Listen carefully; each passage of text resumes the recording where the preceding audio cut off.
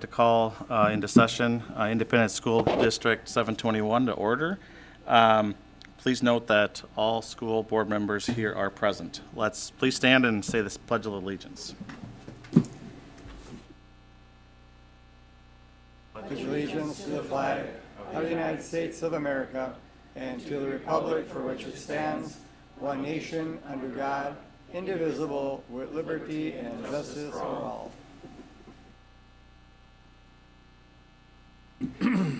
All right, starting off, we'll have Mr. Thorstad introduce our student here today for our Spotlight on Success.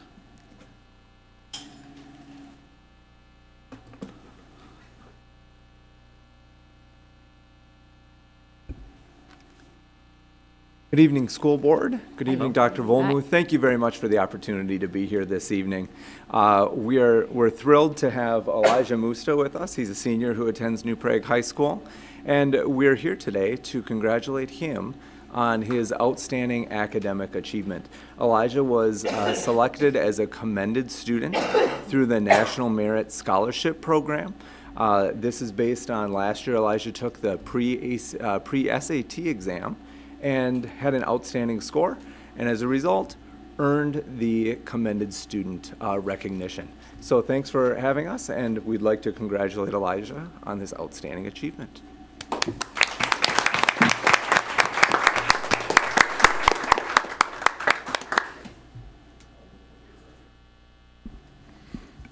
Chair, if I may, Elijah, normally we have a very cool pair of New Prague sunglasses, but we haven't been able to find those just yet, so I will get them to you. But in the meantime, we have a New Prague t-shirt that I know you'll wear, right? So there Nice. we go. Give this to you. Congratulations. No, that's what I was going to say. I was going to say we're going to have any Q&A.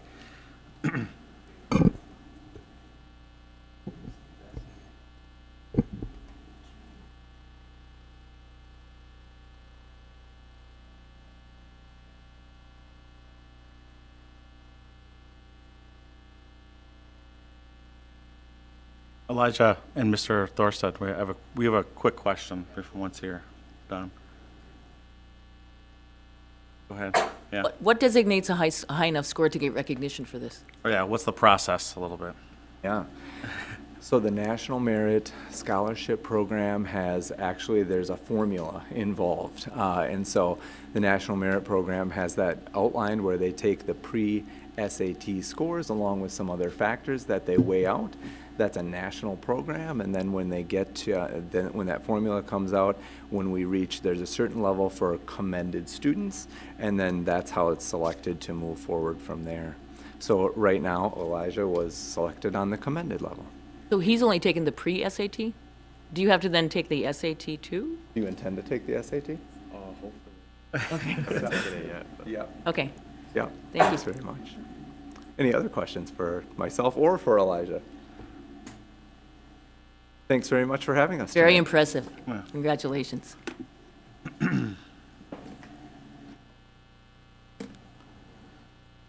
All right, and now next we have Amy, along with Southwest Metro Representative Tanya Ward.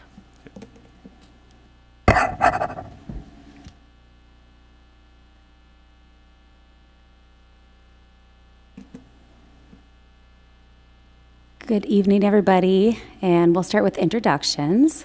So Amy Waldsberger, I'm the Director of Special Services here in New Prague, and then we have Tanya Ward. She is an employee of Scott County Mental Health Center, so she works with Southwest Metro. So I'll be presenting on behalf of Southwest Metro's director this evening. Okay. So we will get started.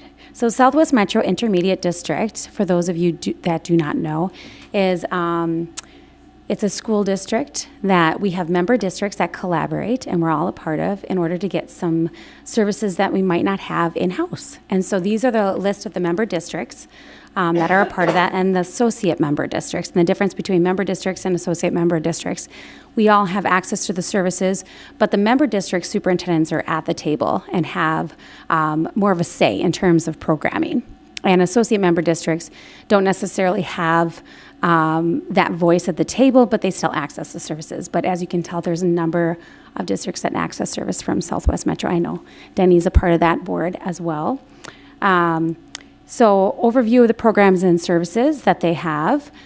So under special services, they help us with federal setting 4 programs. So those are services that are special education only. So it's a building that's separate from a regular school building that provides very individualized special services. They also provide services for correctional facilities, but they also, and what we're showcasing today, is they provide services in care and treatment programs. So those are therapeutic settings where then we're still obligated to provide education when kids have to go there all day long. So, and that's what Tanya's here to help us talk about today. She helps oversee the therapeutic side of things, and then Southwest Metro provides educational services when kids are there. They also provide career and technical classes as well, and adult basic education classes too. So Reflections is the care and treatment program that Southwest Metro houses that we are able to access when kids qualify for that program. Hi, everyone. It's nice to be here. I'm Tanya Ward. I'm a clinical psychologist by trade, and my role for Scott County Mental Health Center is I'm a supervisor. So I supervise the therapists over at Reflections who do the day treatment. So we're with, like Amy said, Scott County Mental Health Center. And she asked that I explain what that is in context to Scott County. So we are a clinic. We call ourselves a center, but we're really a mental health clinic that operates just like any clinic out in the community. However, we are tied to the county in terms of our financial oversight and our administration. So we are part of the county, but we do operate as an independent clinic in terms of the clinical services that we provide. So we provide a DHS certified day treatment, and I don't know if folks know what day treatment is, but it is for kiddos who are youth who are struggling with mental health symptoms, and it's impairing their ability to do everyday life. And so these are the kids. Oh, we'll go to the next one. No, that's good. You are just going right in that. So it's a structured clinical program where kids get about 15 hours of group or individual or family therapy a week.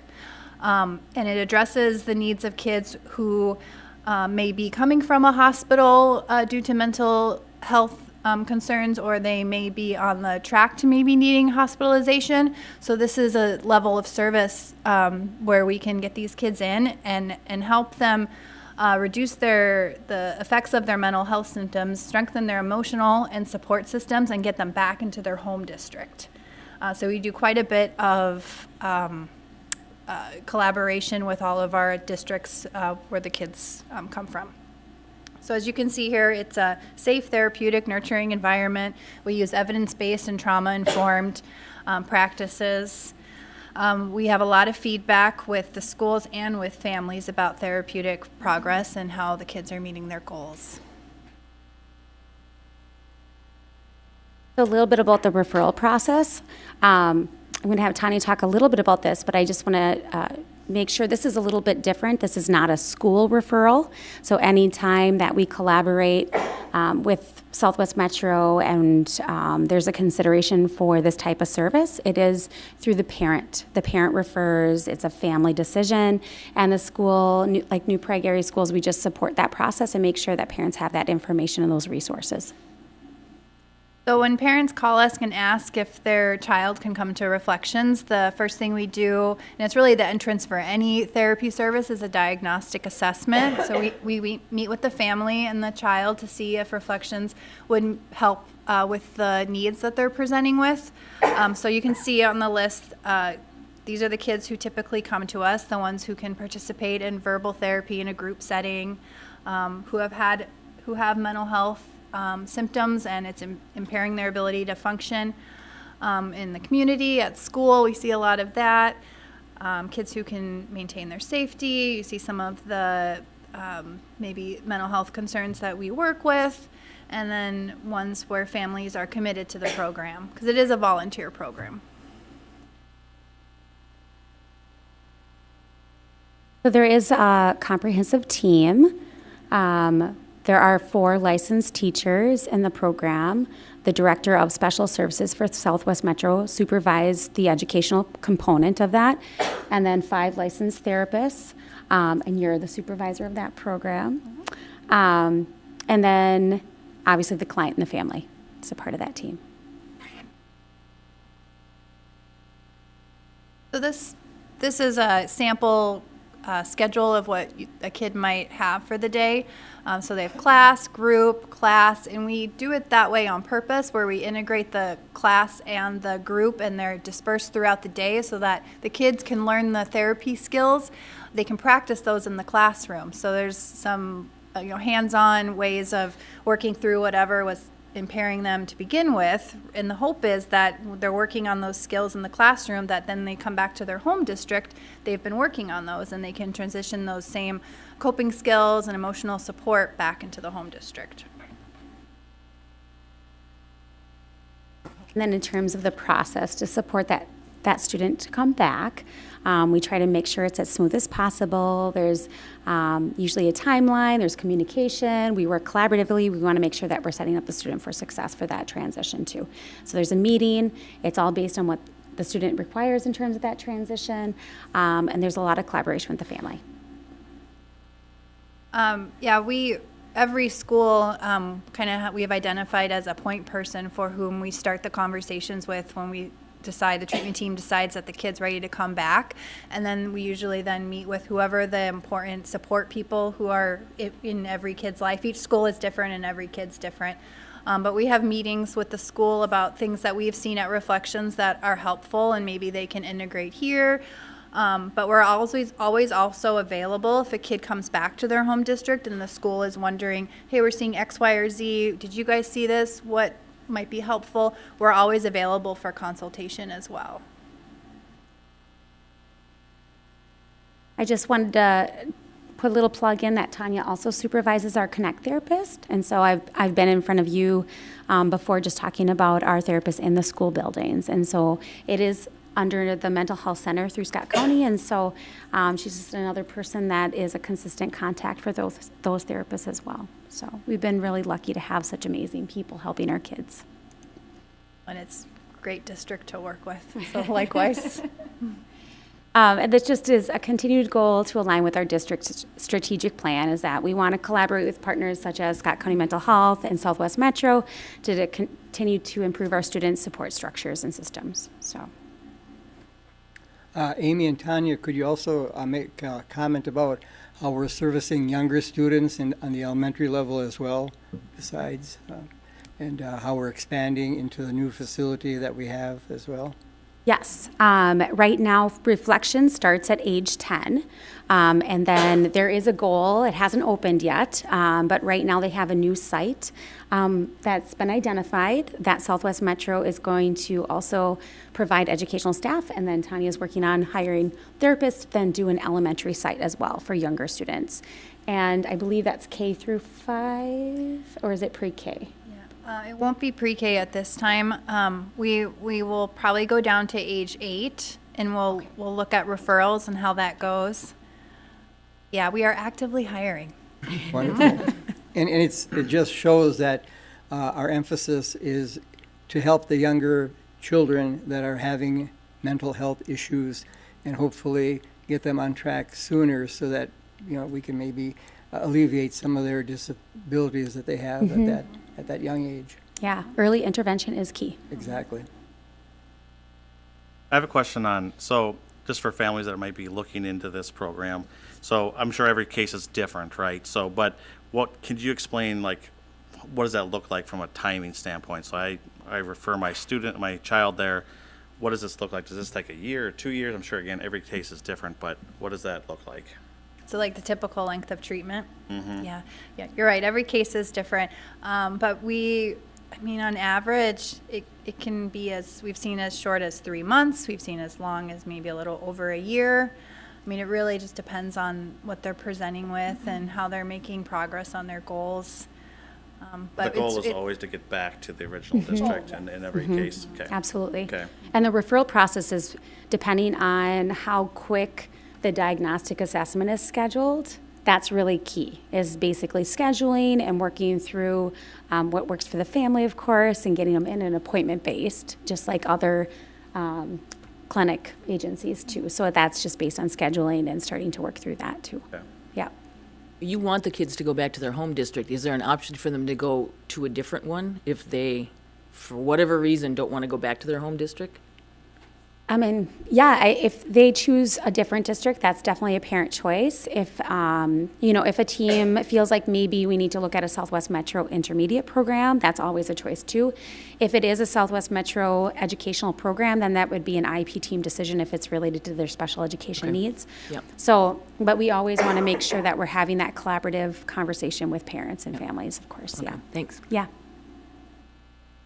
I just want to also mention that the collaboration between Scott County and Southwest Metro is so important, and it's so valued as well, too, that we have that support from Scott County Mental Health Services.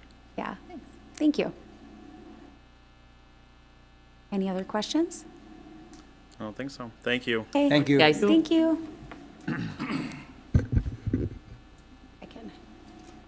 All right, we now move on to the open forum portion of our meeting. We just have one that would requested to speak. Liz Hill.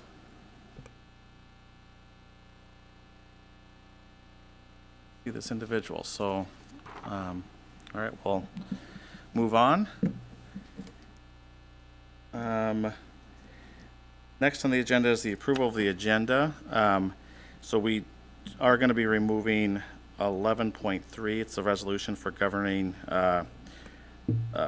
board supporting form an application by the Minnesota State High School League. They did not get us that form ahead of time, so we'll have to push that to next meeting. So just want to make that one amendment to remove 11.3. Any other? Otherwise, I'd entertain a motion to approve with 11.3 being removed. So moved. Second. First and second, those in favor signify by saying aye. Aye. Those opposed, motion carries. Next on the agenda, to entertain a motion for the consent agenda. So moved. Second. The first and seconded, those in favor signify by saying aye. Aye. Those opposed, motion carries. All right, board committee reports. Denny, Southwest Metro. Yes, Southwest Metro had their monthly meeting on September 19th. And at the meeting, we had a presentation by the coordinator of the adult education program. And that is one of the biggest programs that we have under the auspices of the Southwest Metro. And it's an opportunity for adults to come back to school, get proficient in English language, get their GED, a lot of things that can help a young adult become an active participant in the workforce. And it's an outstanding program. We also talked about the strategic planning update and how it will be coordinated with the superintendent's evaluation.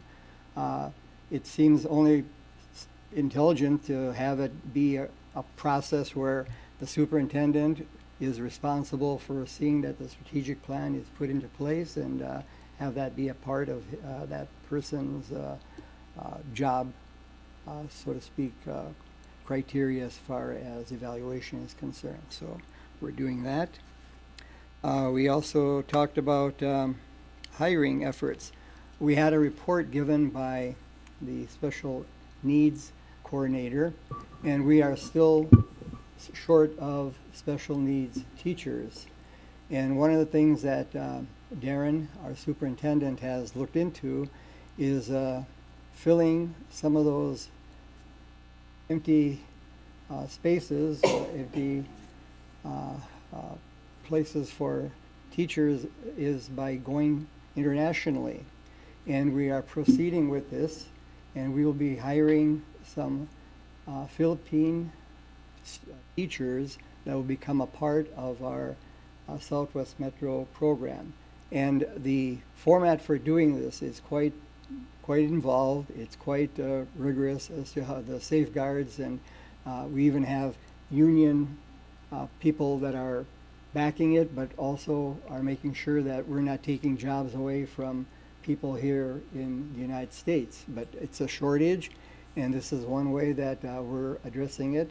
And we're not the only state or district that's doing it. We were told that North Dakota actually has gotten to this international teacher shortage situation as well, and are hiring through the international auspices as well. So we're looking at this, and I just have to give a lot of credit to the administration of Southwest Metro for pursuing this, because to run a program like we have at Southwest Metro and have shortages in special needs teachers just doesn't cut it. And this is something that's going to, I believe, help us quite a bit. So very, very nice to have that taken care of. And I guess that pretty much takes care of the meeting. Okay.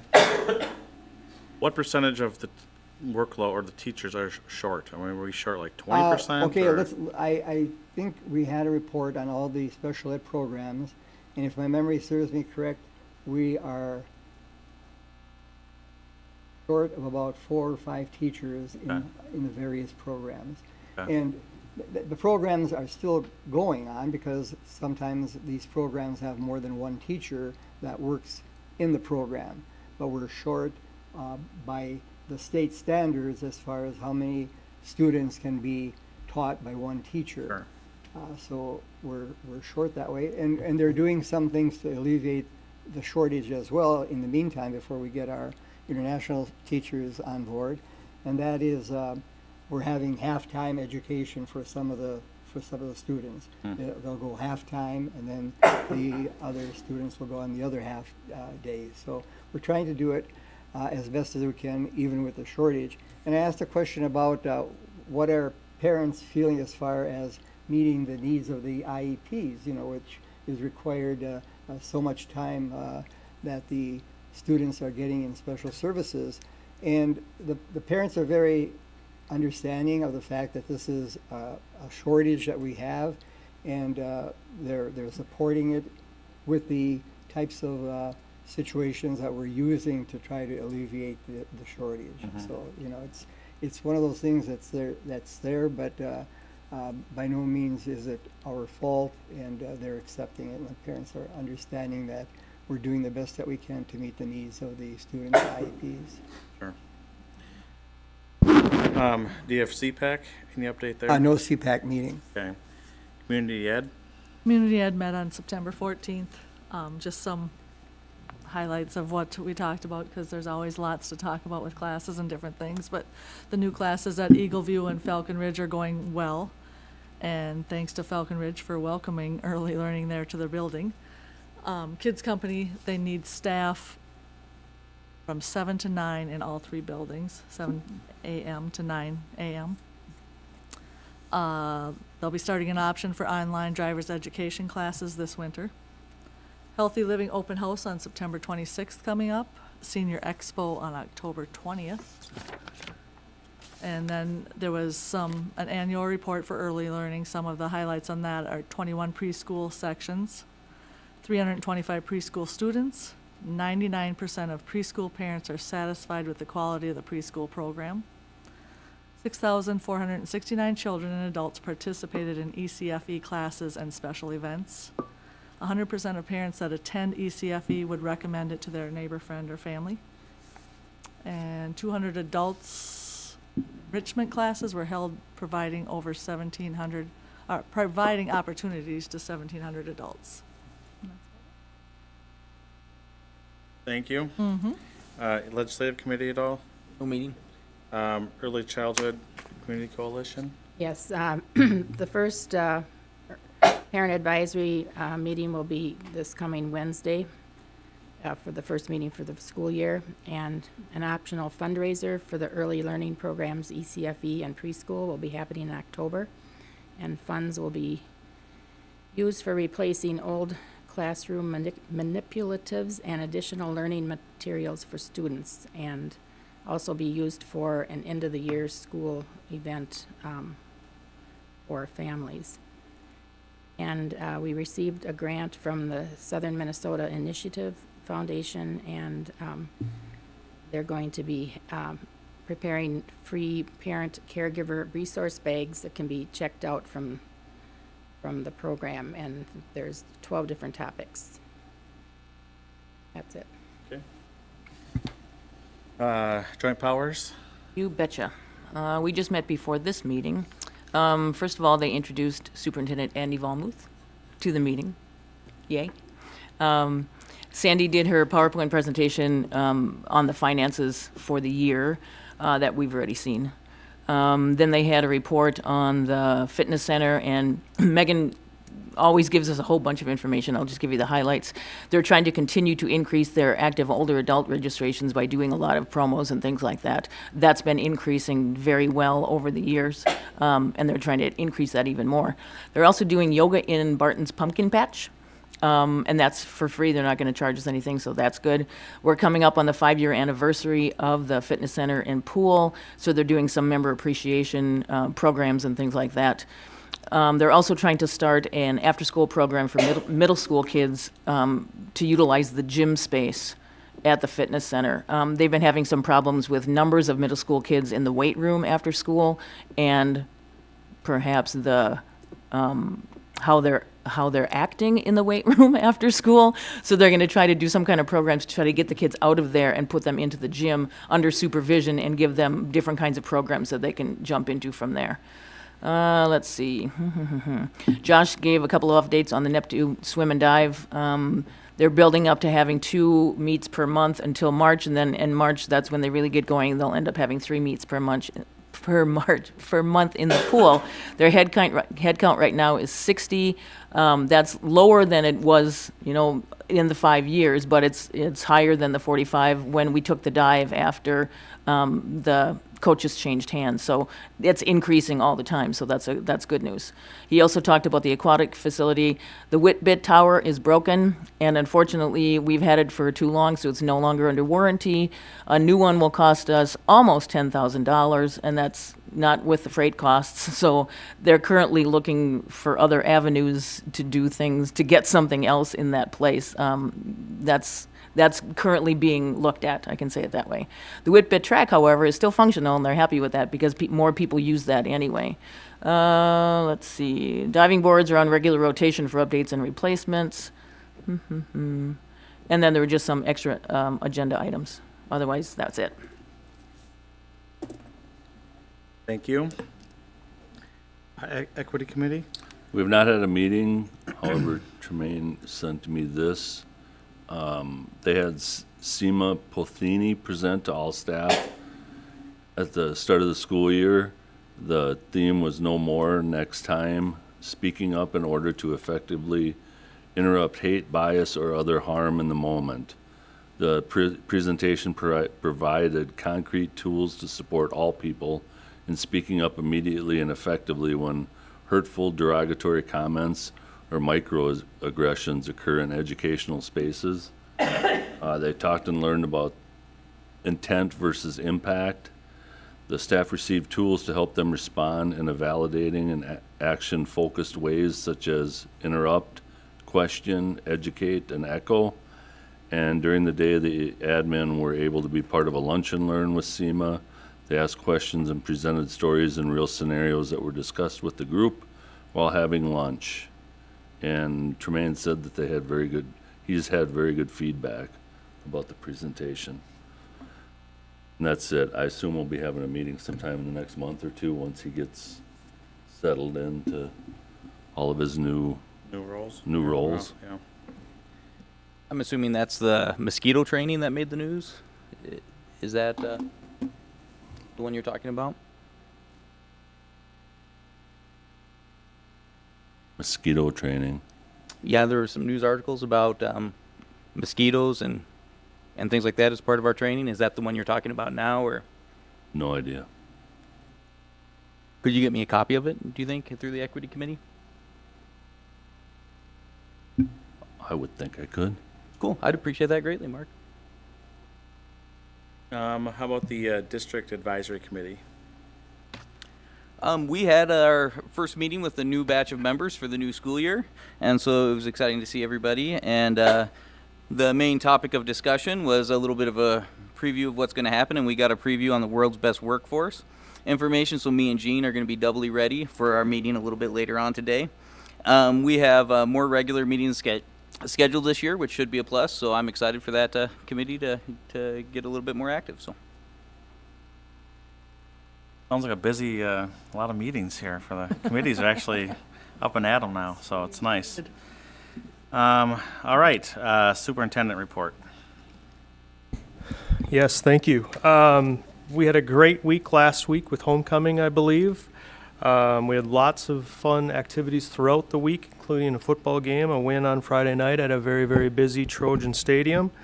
I'd also like to recognize the newest members of our Hall of Fame, Tom Chormy for alumni, Mike DeGrosse for athletics, Steve Collins, Janine Erickson, and Jason Witt for service. Mr. Boothie and others did a wonderful job on Thursday evening at our Hall of Fame banquet.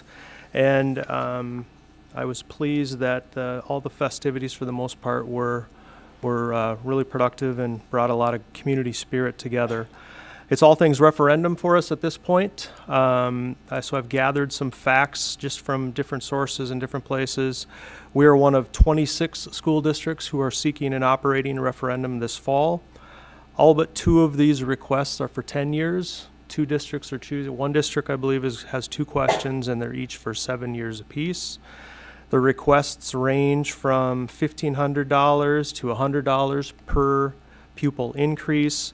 And I use my North Dakota math. Thank you for pointing that out, Denny. And it's not perfect, but the average, I would say, is right around $650 increase per pupil is what those 26 districts are. And it's a little bit more complicated than that because you have some districts having 2 questions, so it makes it a little bit harder to quantify. But I have that information for you if you'd like to see more detail. I'd also like to take a minute. And though it's a little bit early, October is National Principals Month, and Mr. Thorstead is here.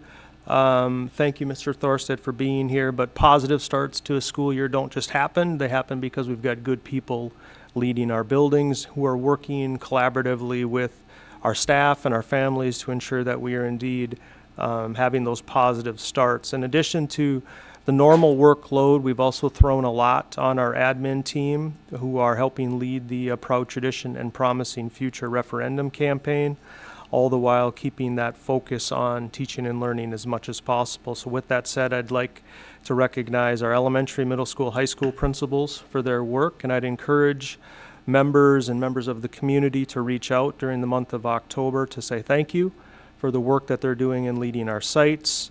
We also have Mary Bartushik from Early Childhood, Brad Skogerbo, Athletic Director, who really do a very, very good job of leading for us at all times. But our successful start, and I think it's been a successful start to the school year, doesn't just happen. It happens because of the work of our administrative team working with their teams at their buildings. So I want to point that out as well.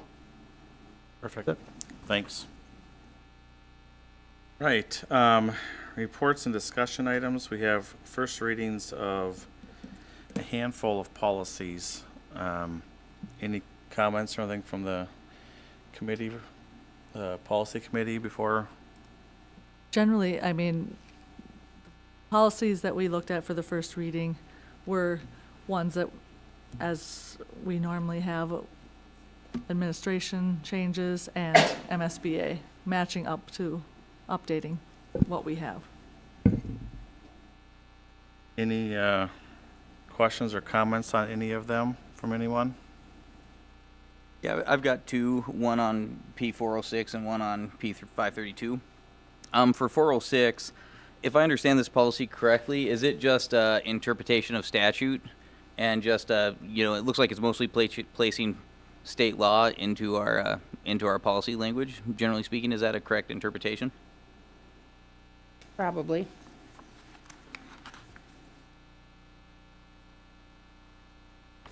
That's kind of how I read it, and more often than not, it seems most of our policies are just interpreting and clarifying laws and responsibilities we have in them.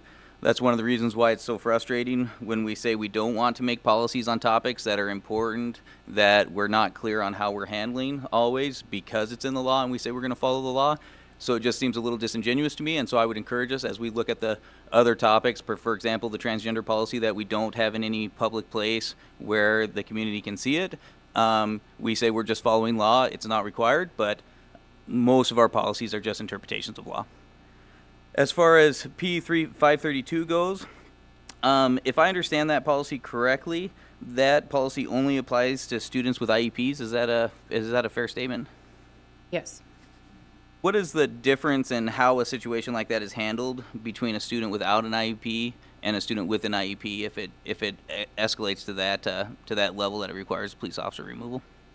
I believe, Andy, am I correct that peace officers very rarely get involved with students with IEP? They try to handle it with staff first. Yeah, I'd have to go back and research it a little bit more, and I can do that. But I don't think there is a great deal of difference between the two. Obviously, the IEP, the student has an IEP has different protections based on their IEP. But I guess I would need a little bit more context as to what the question would be. Yeah, it's just the main difference that I think I can tell is just the crisis response team is required. Is the crisis response team, do they not have an obligation under an incident with a student without an IEP as well? So is that the difference, or is it only the reporting that happens after the fact that's changing? You know, it wasn't super clear, and we don't address law enforcement removing students in the discipline policy very clearly like this, and so it's mostly just curiosity if that. So the question around the crisis response team and who benefits from a crisis, if there's a crisis response team meeting, a student with an IEP, or all students? Is that your question? I'm just trying to understand the differences in the Okay. process. It's an area I'm not very familiar with.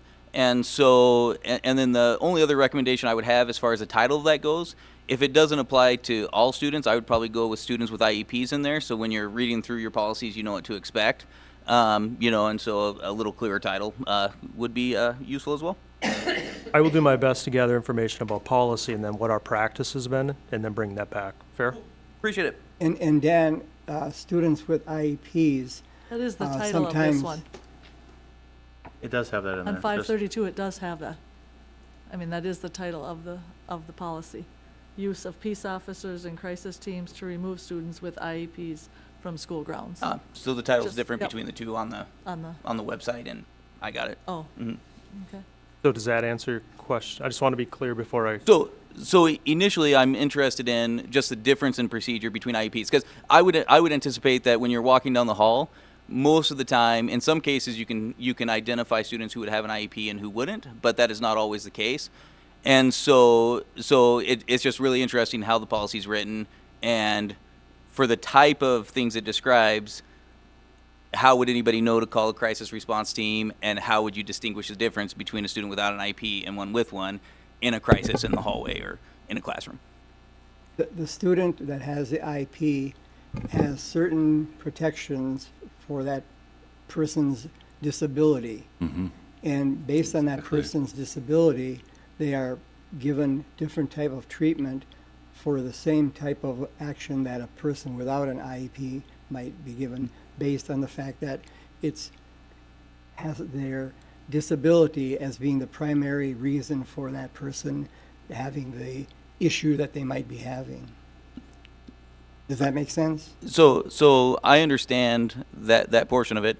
It's less clear to me if you're in the lunchroom and the janitor's walking by and there's an incident of how he would know whether or not there's an IEP and how the response expectation would change based upon that. It's my understanding that it's also confidential information.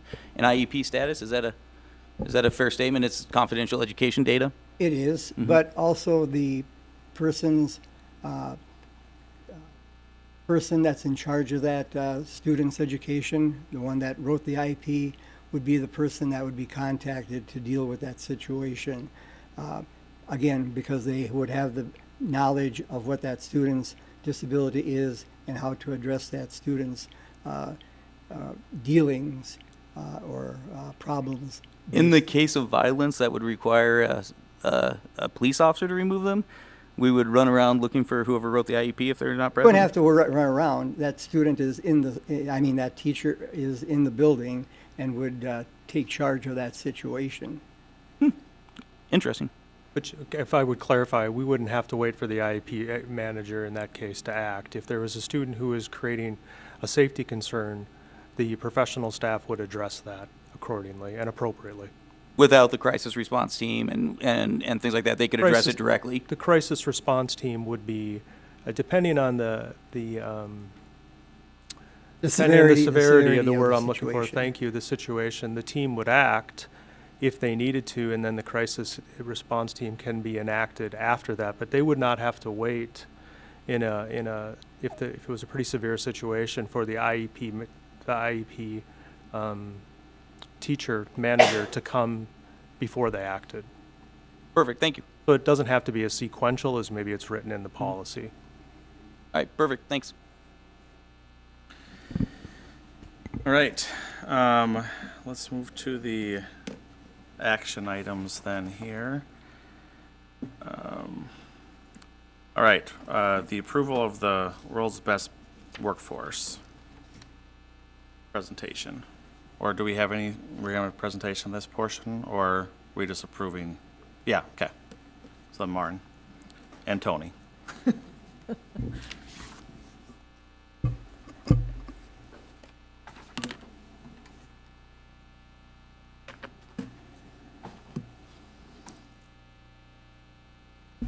Good evening. Tonight we have two documents that were linked, and we'll go through the slideshow here tonight. And then there was also a PDF of our full report of our World's Best Workforce for your review, which details a lot more of the information. This World's Best Workforce has been in play for now 10 years from the state of Minnesota. And so we have goals that we will present to you with some of our analysis along with action steps. And then we'll share some additional data points from this past school year along with goals for this current school year. So a little bit of context for you. 2 weeks ago during our district advisory meeting, we shared this information and went a little bit deeper. And so tonight is a summary for your review. And keep in mind this is last year's information, which is oftentimes hard now for Tony and I because we're ingrained with this year's data, but we're looking at last year's information. And then when we get to the graduation information, it's actually from the year prior based on when we get that data. So there are many different people that are involved in the creation of these goals, and then of course with the action steps as well. So again, we're just going to do kind of a quick overview and then get into some of the data spreadsheets that you have as well. So the first goal, each of the goals that are bolded at the top, those are set forth by the state of Minnesota. So all children ready for school, that's from MDE, and then we create a goal underneath that and then with our results. So here with early childhood, we had 95% of students entering kindergarten will have completed their early childhood screening within 30 days of starting kindergarten, and we had 98% of our students who met that goal, and you'll see the action steps there that our Early Learning Services Department completed to achieve that goal. Our second goal set forth by the state is that all third graders can read at grade level. And so our goal that we worked on specifically with this was the percentage of students who will meet the low risk or on track target on A reading in grade 3 will increase from 62% in the fall of 22 to 70% in the spring of 23. And we did not meet that goal, but we were 1% short there. This is one data point that we look at with our students, and A reading is a assessment that all of our students take in grades. Last year, students in grades 1 through 8 took the assessment at minimal 2 times a year. Some grade levels take it 3 times a year. And so it's an assessment that we have used this assessment for many years. And so we're able to track growth with our students and get some data that helps us to track their reading progress. This is also an assessment that we use for math. It's called A-Math, that students in grades 1 through 8 all took as well last year. So here are some of the action steps that we took in looking at our literacy proficiency in our elementary schools. Include looking at and implementing different intervention supports that are listed, in looking at, we implemented a phonemic awareness curriculum and foundations at our primary grades, and then we have our district literacy plan that we review with our elementary intervention team, and they are very involved in that process. Every year we make different adjustments to our assessments that we are collecting on our students, along with the analysis and what we're doing with that data. Our elementary schools at Falcon Ridge and Ravenstream last year had the opportunity to have a tutor from Minnesota Reading Corps that also helped in supporting academic achievement. And then in addition to the A reading assessment that we use, there are also additional supplemental assessments that we use with our students who are identified in needing additional assessments and additional data that is tracked. So this target here is not only is it third graders, that's the goal that's represented, but it's our elementary system that we're looking at, and even having conversations at early learning as well, and ensuring that all of our students are working toward that proficiency and looking at different data points. So we have our FAST bridge here, but we also have other data points that our teachers are looking at to determine the proficiency of their students. Goal 3 that's set forth by the state is to close all racial and economic achievement gaps between students. For this goal, we looked at our free and reduced lunch students compared to our non-free and reduced lunch students, and then we looked at the MCA testing data specifically to math. And so we looked as a district where we were at and looking at getting that achievement gap to decrease from 14% to 8%, looking at our spring 22 data compared to our spring 23 data. We did not meet that goal. However, our proficiency gap did decrease. It just did not decrease to 8%. And you will see the action steps listed there. I'll highlight a few of those, looking at our problem-solving process in our buildings to ensure that we are meeting the needs of all of our students. And that involves our psychologists, our special ed teams, our intervention teams, and the different layers of support that we are fortunate to have in New Prague.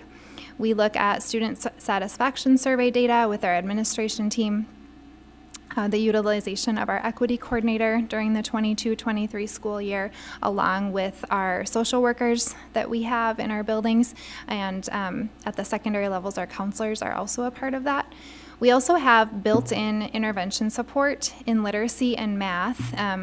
Last year we had that in K-8, and so we were fortunate to have that support. At the high school, we have a unique model where we have math intervention that's built into the school day as well. So all students have that access. There is always one period, and this is also available this year as well. There's always one period in the school day where there is a licensed math teacher that's available for support to meet with students as needed. The next goal that is set forth by the department is that all students are ready for career and college. And this goal is a little bit more up for interpretation, if you will. In the past 10 years that we've done this, we've looked at different data points. And so recently, we've been looking at the ACT, and so here we have our ACT data from last year, and though we didn't quite meet that composite score, you'll see some of the action steps that we took to look at that achievement, and we'll continue to grow from here. You'll see some of the action steps overlap with previous goals, but we are looking, last year we started the process of looking at graduation pathways for course alignment for our students, looking at our CTE offerings, so that career and tech offerings that we have, and how can we really increase the efforts in that area in addition to building community partnerships. Last year we had a 5th hour advisory class, the students' 5th hour. It was an extended hour, and during that time, all students had access to SEL support, along with college and career planning needs. And then again, the math intervention support was built in, along with we had last year and again this year, targeted guided study support. And so there are students that are identified based on different data points that are put into a guided study hall, which is different than a general study hall. And so that is a smaller study hall, smaller student to staff ratio, where students again are able to get some support as needed built into the school day. So really looking for that time that we have guaranteed with the students, and so that built into the school day is really important.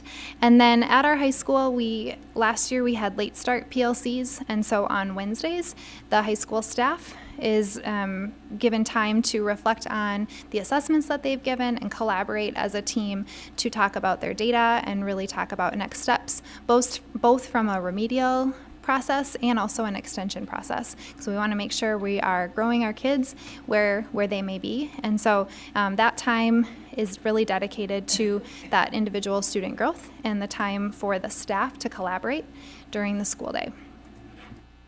And then the last goal from the state is that all students graduate. And so we had 2 goals within this area, specifically with our graduation rate, and then also looking at the percentage of students who pass their courses. And so you'll see here our graduation rate, though we didn't meet our goal, 96.3% is the highest that it has been in many years. And so that was still a celebration. And the graduation data is actually a year behind. And so it is the 2022 graduation information. We are still waiting for the final 2023 data to be released. We have our own preliminary data, but we rely on that official state data. And then looking at the course, the percentage of students that passed all their courses. And this is an area that we have partnered with Kate Keno, and I know she has presented to you in the past in regard to targeted services and how we can really help to increase our students, the support that we have for students who may not be passing their courses, both during the school year and during the summer. So some of these action steps are similar to what we have seen, but these are kind of our 5 big areas that we look at.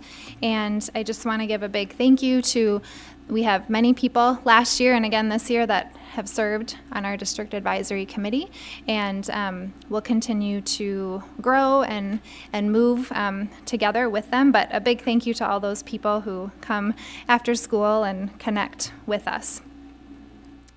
I wanted to share some additional data with you from the previous school year, and then some of these slides have data from prior years back as well. So in regard to our MCA testing, which is required for students in grades 3 through 8, and then 10th graders take the reading test, 11th graders take a math test, and then any high school student who is enrolled in biology. Typically it's 10th grade, but sometimes we have other grades take it.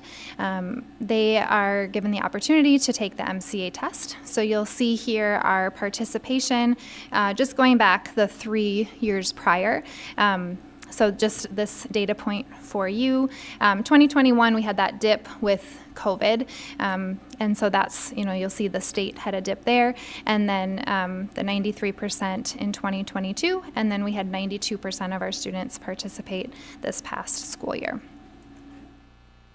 Overall, as a district, from comparing our data just from last year to this year, and we had our math proficiency went up 4%, which was great to see. Our reading proficiency dropped 2%, and our science proficiency went up 1%. So that's kind of where we're at there. And on these next slides, we have the state average compared to where our district performed, giving you kind of the grade level breakdown.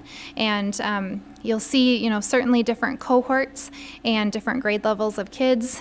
We have areas of celebration and areas to grow. But really, looking at what we like to look at is our discrepancy with the state and seeing some big gaps. Some that I would like to highlight is our 4th grade reading.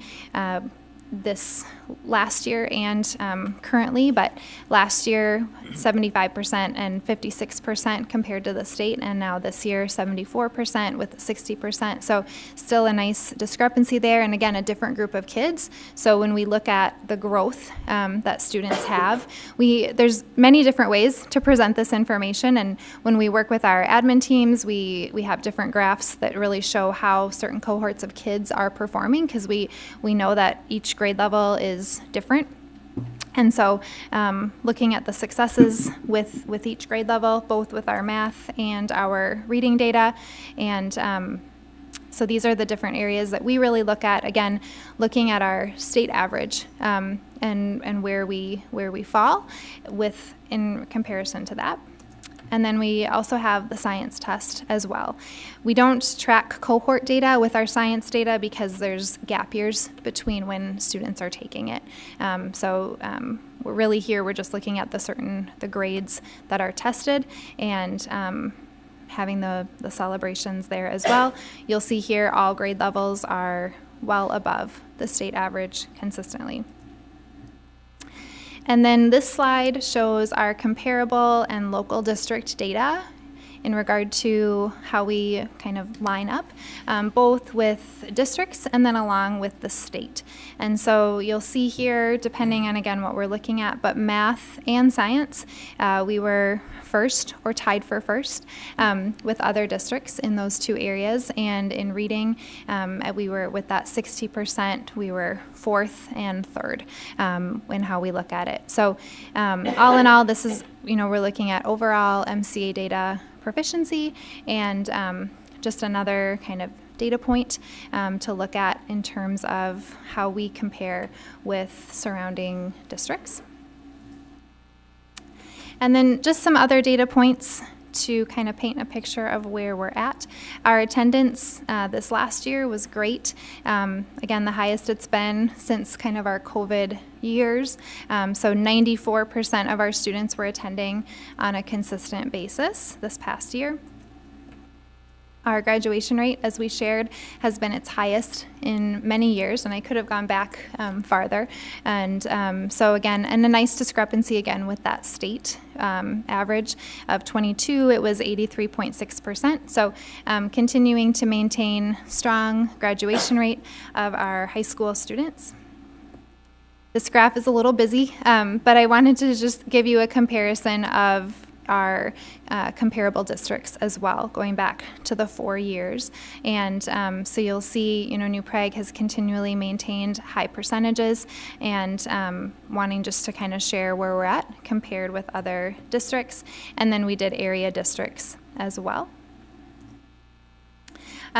Before I get into that, into the goals for this next year, are there any questions that you have in regard to last year's data or goals before we kind of get into the present? I have one, Matt. Yeah. On goal number 4, it talks about career and college readiness. Yeah. And you said that was only one data point, but the goal was based on ACT results. Correct. And the ACT is given in schools to all juniors if they want it. Yes. So for many years, up until last year, we paid for all juniors to take the ACT one time. And we also, in recent years, had paid for the pre-ACT as well. And so this was available to all of our students to take, really at no cost to them. However, for this next year, we shifted that goal. Due to budget reductions, we are not covering the cost of the ACT for students. And so we wanted to shift a goal that was a little bit more encompassing, and we'll share that goal with you. We're excited about that goal, actually, around college and career, and also with the shift of colleges not all now requiring the ACT. There's many different admission pathways for students too.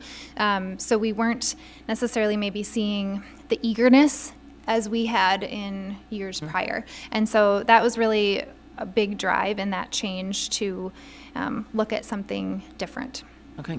So the percentage on that was only on ACT scores? Correct. Okay. Correct. It was of, Does and that this seem was a little odd if you're talking about college and career? Sure. Okay.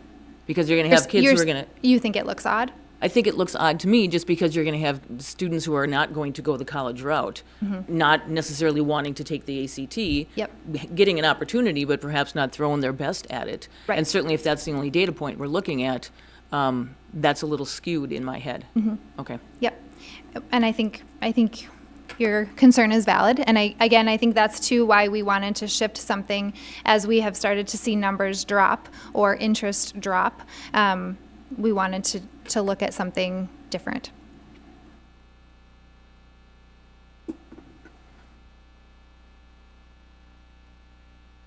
Okay. So then I just want to share with you our goals for this current year. And really, the first 3 goals are very similar verbiage from this past school year, from the previous year. Again, just looking at different proficiency standpoints based on where we're starting now and more current data. I do want to talk about our college and career goals that we have set forth. And so our Ed Services Department and working with Mr. Thorsted and the high school team are looking at creating a profile of a graduate. And so this would be work that we will be starting here soon. And we really feel that this can help us really look at all students and looking at the different pathways that students can take post-secondary. And so we are excited to look at this more diligently and then be able to come back to you and share the progress of what we are looking at. There will be many different stakeholders that would be a part of that design and process, and our goal would be to have something this next summer going into the future school year. And then also we are actually in the process of having our 8th grade students complete a career interest inventory. And our goal is for students to have that completed before they register for their high school classes this winter. And so this is a goal that really specifically brings in our middle school students a little bit more to these goals that are here. And also, really kind of pulls out looking at kids to think about post-secondary. We know they're young, but wanting them to just start as they get their registration guide, which is many, many pages and can be overwhelming. They can have that interest inventory to kind of start thinking about, okay, what are some of the classes I can get excited about? Maybe it's not their freshman year, but maybe it's a future year in high school. And so giving them a little bit more of a purpose when they're listening to the counselors and staff come talk to them about the high school offerings and really moving forward with that. And so Claire Bradley, our middle school counselor, she is in the process of getting this going. And so we've been in communication, and she's excited to share this with the staff and with the students. And we think it will really help to guide students with the shift of one of our graduation requirements with our students. Students now have a little bit more room their freshman year, possibly with an open spot to take maybe an elective because we moved that T class is gone for this current grade and moving forward, and we moved that personal finance to senior year. So there's a little bit of space now that maybe students could have a more pointed class if they're ready. Kids might not be, and that's okay too, but there is that space. So these are our goals, and we look forward to working with our teachers and our admin team on working through these, and with our different opportunities to meet with our staff and collaborate to move our students and our staff forward. I have a question. So this might be too early to say, but like that profile for a graduate, can you give us some examples of some of the things that are on that profile or what we're looking at doing? I'm sure it's in the early stages maybe still, but.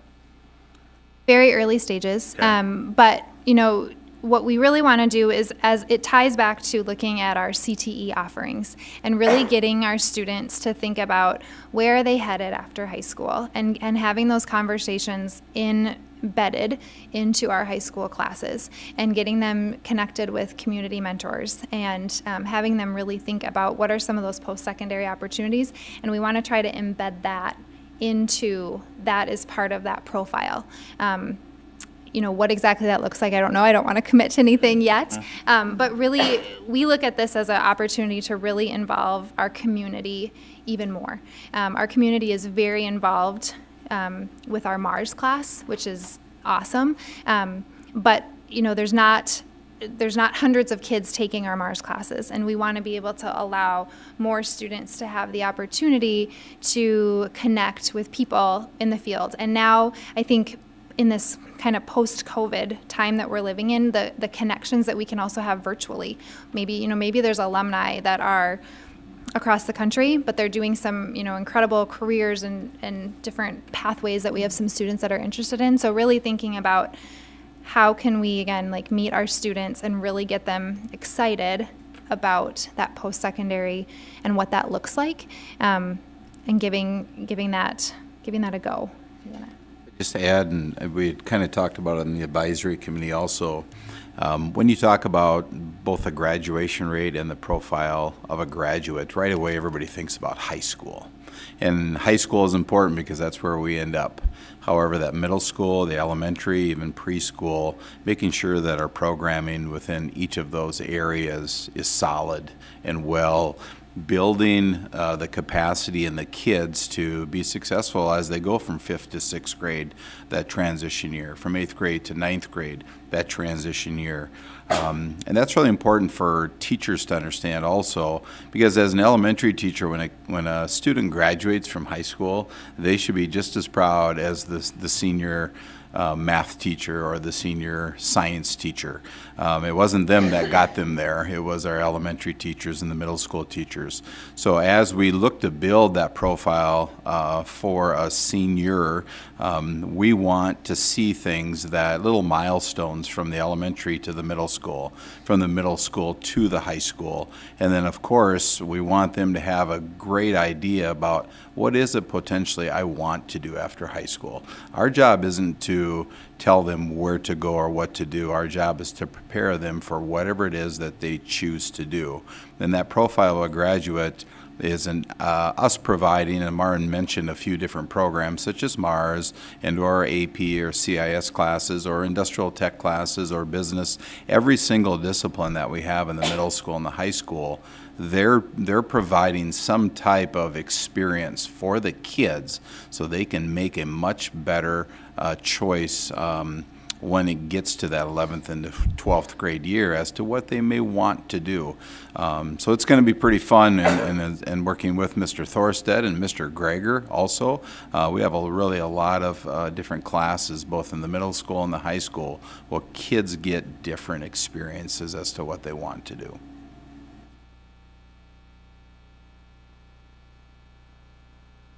I have a quick question. As far as KPIs in the district goes that are district-wide, I understand we've got superintendent KPIs. I'm familiar with the world's best workforce. Are those the only kind of district-wide umbrella KPIs that we operate under? Is that a correct assessment? So all of our buildings also create building goals, and so they are still compiling those goals. And so once we have that information, we compile it into a district booklet, if you will, where we have our World's Best Workforce goals that then also are building goals. And so those are our different measures, along with our strategic plan, which we really try to, since our revamp, we really try to make sure everything is aligned to what is in our strategic plan. So the building goals would be feeding into World's Best Workforce, which is feeding into our strategic plan. Is that a fair understanding? Yeah, and the building goals also feed directly to the strategic plan. Mm-hmm. All right, thanks. Thank you. Thank you. Thank you. We do need an approval of this World's Best Workforce, so I'd entertain a motion. I'll make a motion. Second? And first and second, any other comments? Hearing none, those in favor signify by saying aye. Aye. Aye. Those opposed, motion carries. All right, next we have Sandy Lynn for the approval of the 2024 preliminary levy. Okay, good evening. Tonight, I'm going to be just reviewing the preliminary pay 24 levy, and this is just preliminary. As the next slide says, the preliminary levy tonight is approved at what they call maximum.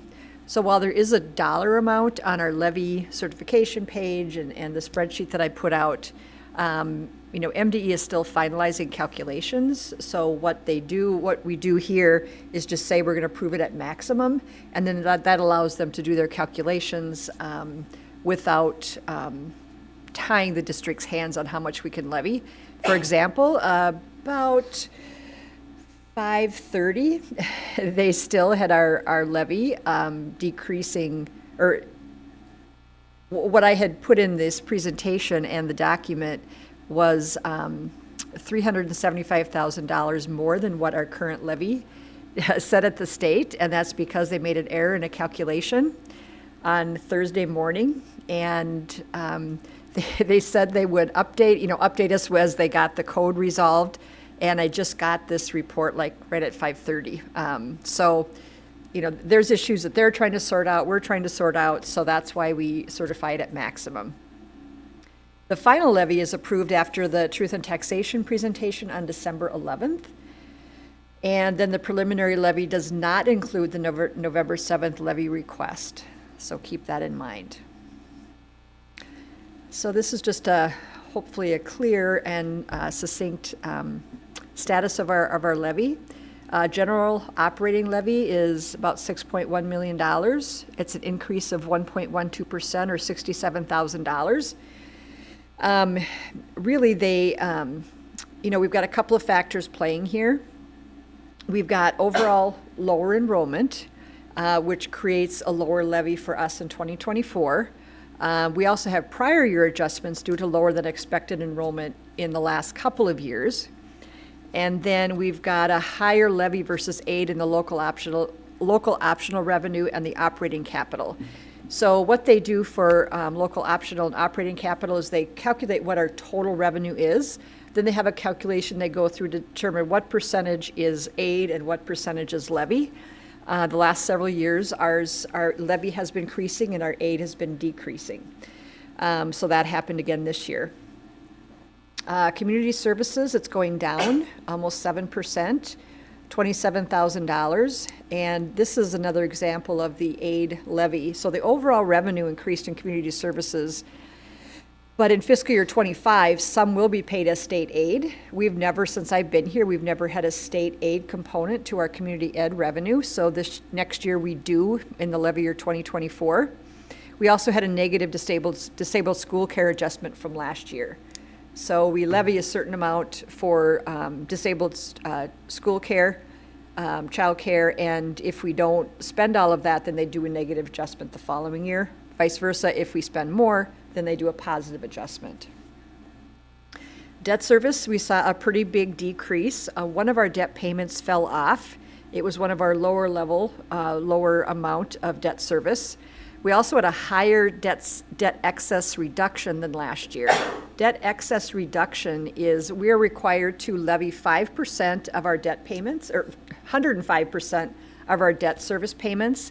And then every year they take a look at what our debt service fund balance is versus what we have coming up, and then they do a debt excess reduction.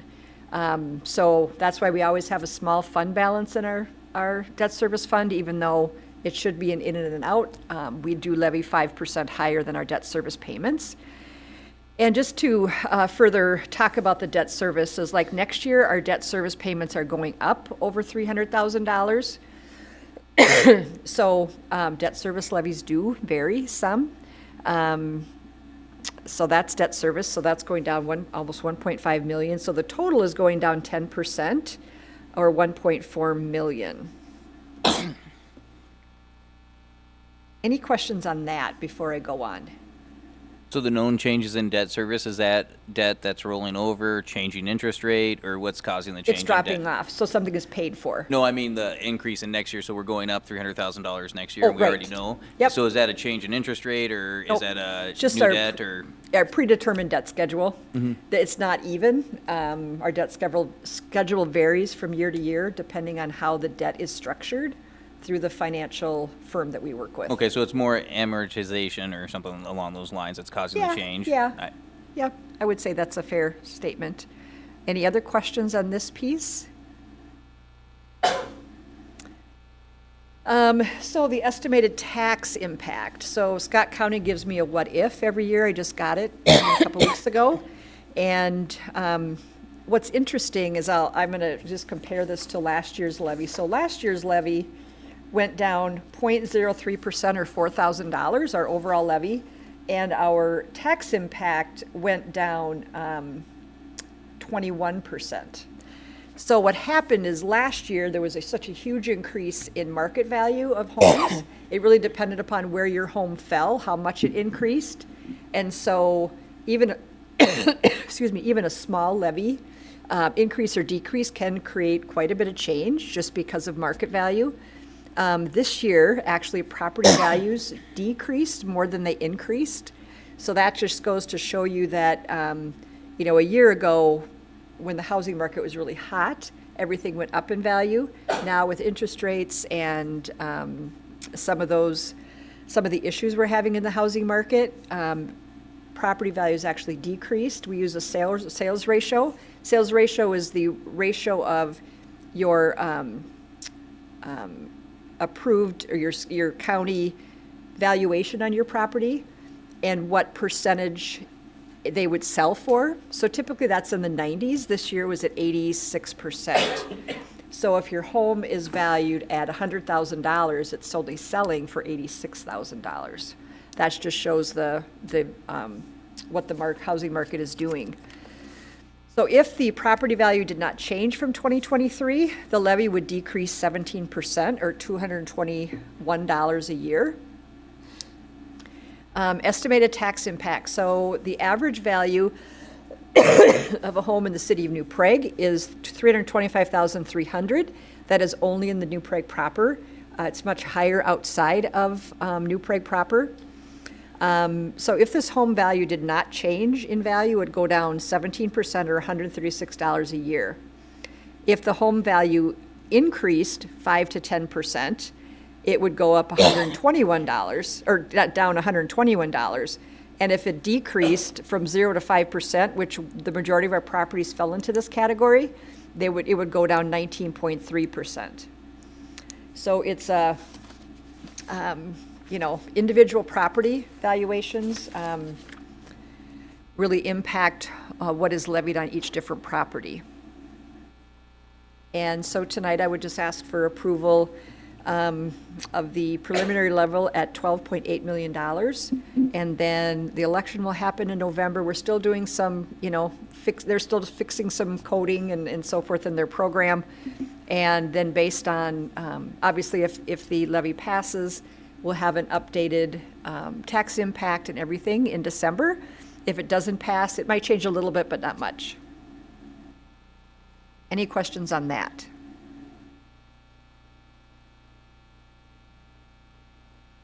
All right. Hearing no questions, I'd ask for approval or a motion to approve the So moved. preliminary budget. Second. And first and seconded, those in favor signify by saying aye. Aye. Those opposed, motion carries. Thank you. Thanks, Sandy.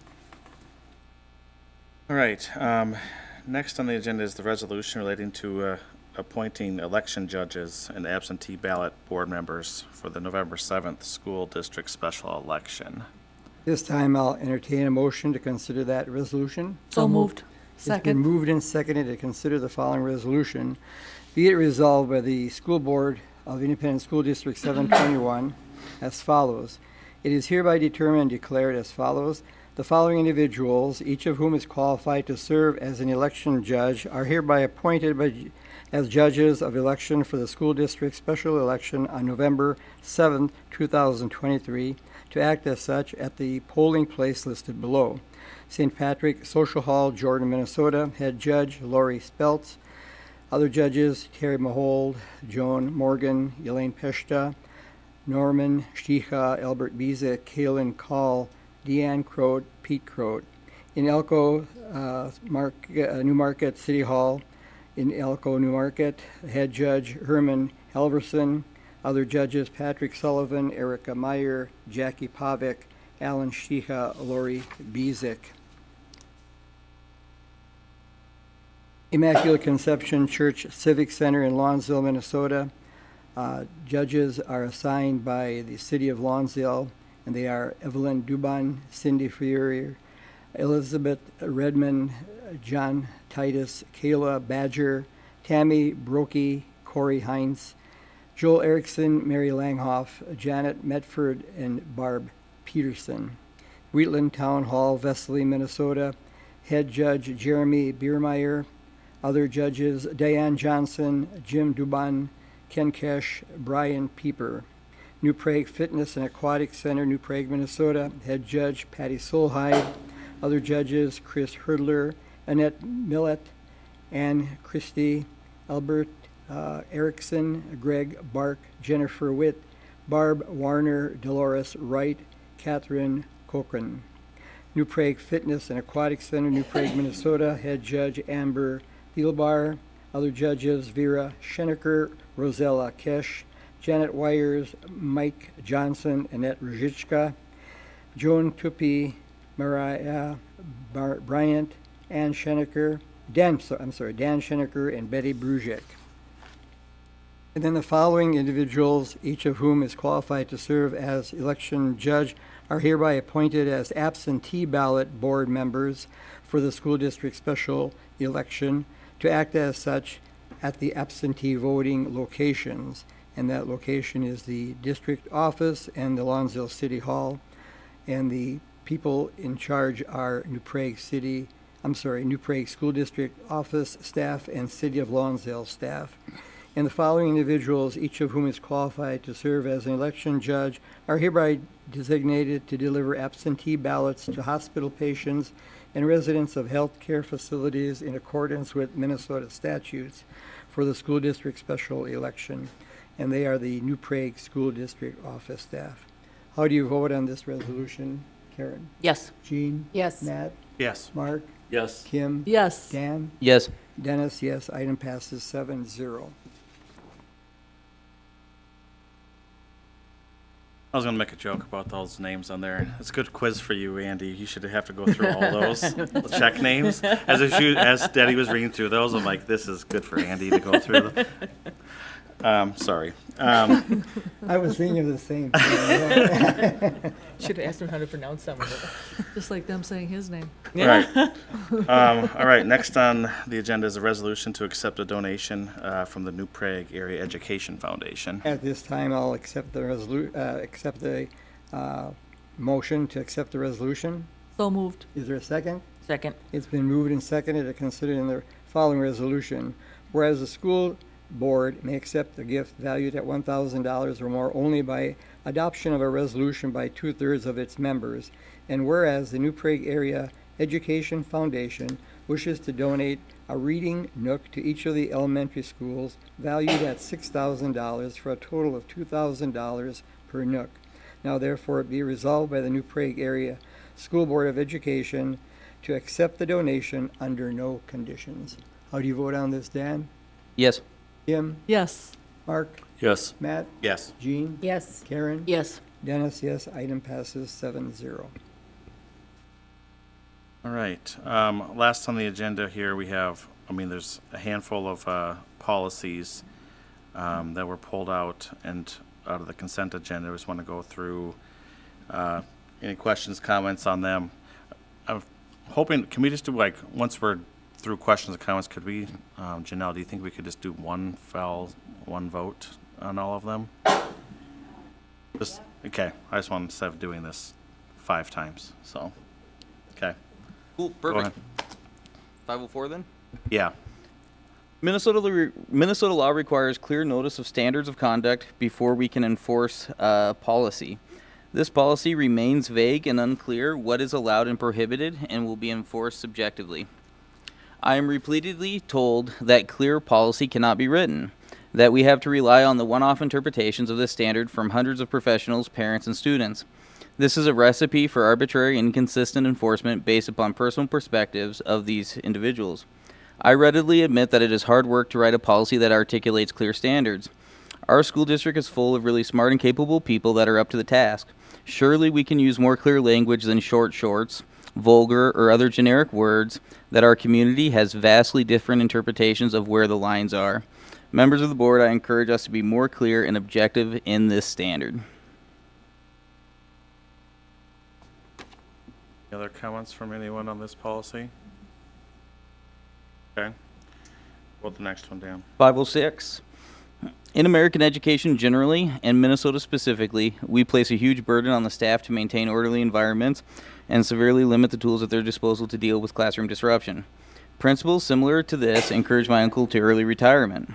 Section 10B of this policy continues with the language, if a student is removed from class more than 10 times in a school year, the school district shall notify the parent or guardian of the student's 10th removal from class and make reasonable attempts to convene a meeting with the student's parents or guardians to discuss a problem that is causing the student to be removed from class.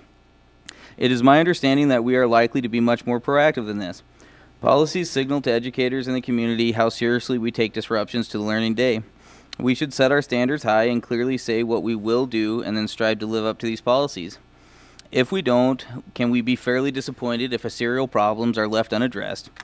Here we say it is okay to not bring in the parents until 11 times. To many it seems like a small thing. To me, our promising future is the sum total of many small things. Please reconsider this provision.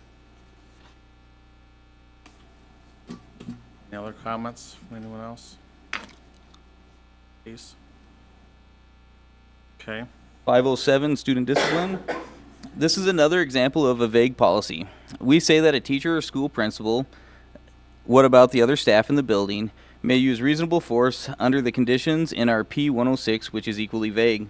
In the last meeting, we discussed what types of things people consider reasonable. I brought up spanking as an example. Not to say spanking belongs in school, but it is a principle that everyone is familiar with, that people come to deeply held opinions on in our community.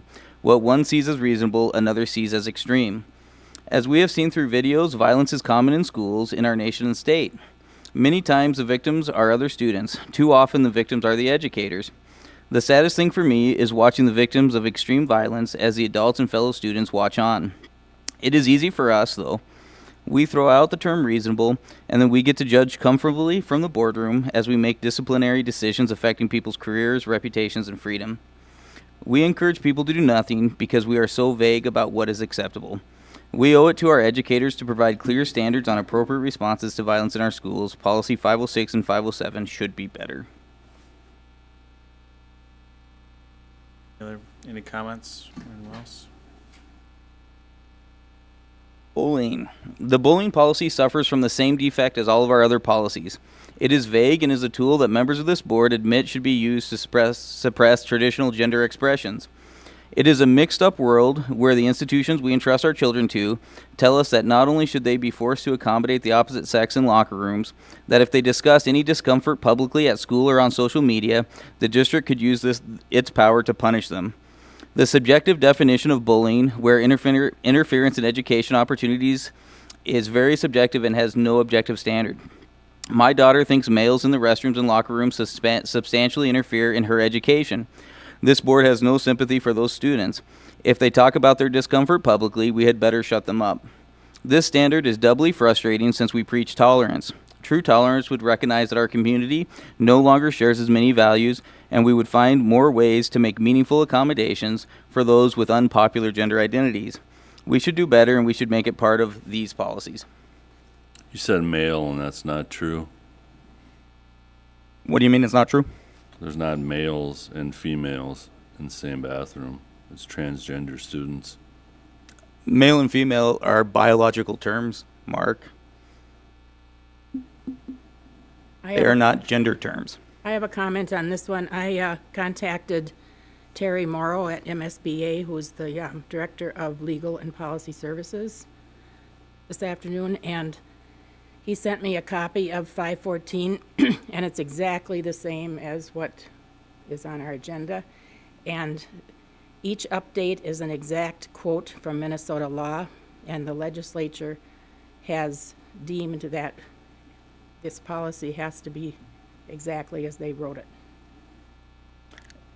If I understand what you're saying, Gene, you're saying that this policy cannot have any changes in wording or language based upon Minnesota statute? I'm saying the redlined information has to be in there.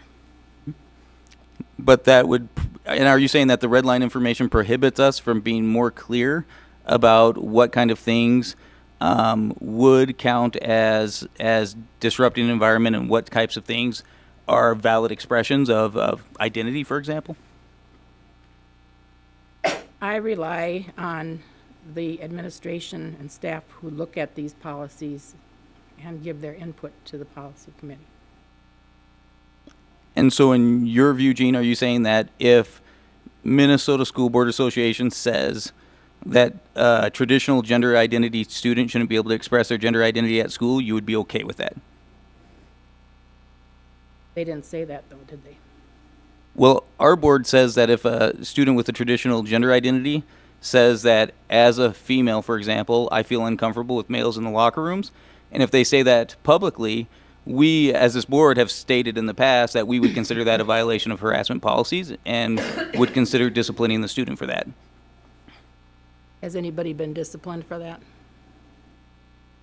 I'm not aware of anyone being disciplined for that this school year. I've only been here since July 1st, so I don't know if anyone has been disciplined to that prior to that. I could check into that, but I don't believe that is the case. With policy, though, we're not saying if someone has, we are saying what we will do. And as a school board, we have said publicly, as part of our discussions on this policy, that we are willing to use the harassment and bullying policies for a student who made that type of statement. I think we're willing to use our policies to keep everyone safe. Great.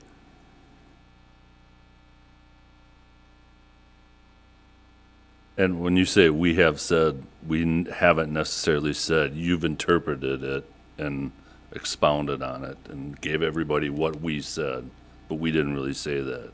You did. I guess I'll have to pull the video.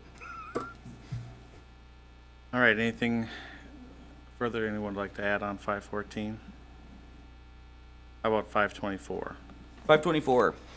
And so in this policy, if the school district has a reasonable suspicion that a student has violated school policy, rule, or law, by use of a cell phone or other electronic communication device, the school district may search the device. The search of the device will be reasonably related in scope to the circumstances justifying the search. Similar to what I said at the last meeting, I think there's already great power to search, especially for physical threats inside the school environment. And I cannot imagine anything on a cell phone so urgent that we have to violate basic principles of our Bill of Rights and our Constitution to do that. If it rises to that level, it really should be worthwhile to go through the proper steps and processes in order to gain access to people's private documents and papers. The other piece of this is there's no restriction on which school officials can do that, and so it says the school district, and really that leaves it open to people at all levels, all places, and things like that. And we don't think we would ever do it. We don't think it would ever come up. And if we don't think that that's really part of our normal toolbox, we should relinquish some of the powers and set some good boundaries for us. We have a hard enough time controlling everything that happens inside our buildings, inside our restrooms, and things like that, and providing the safe environment that we say we want. We should limit our scope in this regard. Can I ask a question? So what I don't want to say what you're saying. What I'm hearing is that this is the second time you've disagreed with this in the same way. Absolutely. Okay, so you disagreed with on the first reading, you're disagreeing with it the exact same way in the second reading. Is there Absolutely. anything new? Absolutely. And when it comes up next year, I would expect to hear a similar thing when I see something that I think is wrong.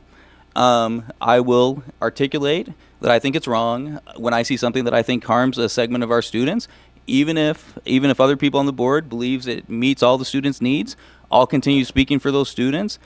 Day in, day out, I will repeat it until I turn blue because I think it is that important and that valid. And I think it's also important for elected officials to always hear that, that sometimes what we're doing, while it may seem reasonable to us, there are real concerns there, and we should think about that. And I think elected officials should always hear that.